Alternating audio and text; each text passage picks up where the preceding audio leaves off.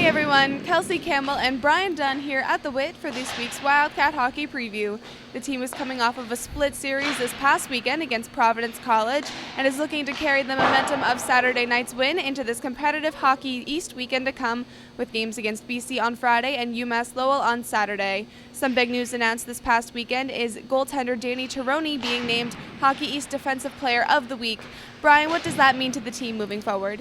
I mean, what a time to get a performance like that. You know, it reminded me of last year when Danny Tironi is just a guy that you think of as an X factor to really grind out those big wins like that, and he did it last weekend. 72 shots faced, he only let in 3, so that's huge. And then obviously being named Hockey's Defensive Player of the Week, it puts the Wildcats in a great state of mind heading into this weekend's matchup with BC and UMass Lowell. Both the last time they played were very key defensive matchups, so Danny Tironi could be a big part of that success next weekend. Let's send it down to Coach Jamili and the team to hear their thoughts on what's to come for the Wildcats. But they're good. We've proven that we can play. We just got to play 60-minute hockey games. You can't take 10 minutes off a period. And we talked about that in the last meeting. Is to go down there and play 60-minute hockey games. Just throughout the week, we've just been trying to compete hard in practice and continue to place emphasis on the D zone. It's kind of been a theme of ours all year. We're taking care of our end on the D zone. It's kind of our offense usually feeds off that.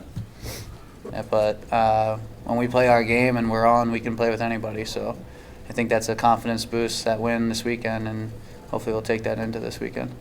Well, considering last weekend's performance, you got to think Danny Tironi's going to be reeling with confidence heading into next weekend. So he's going to be a big factor. And it was at this point last year where the Wildcats got really hot and they ended up ending the season on a big winning streak.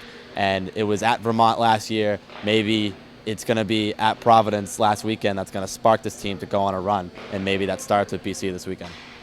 The Wildcats head down to Boston this Friday for a game against the Boston College Eagles with a puck drop at 7 p.m.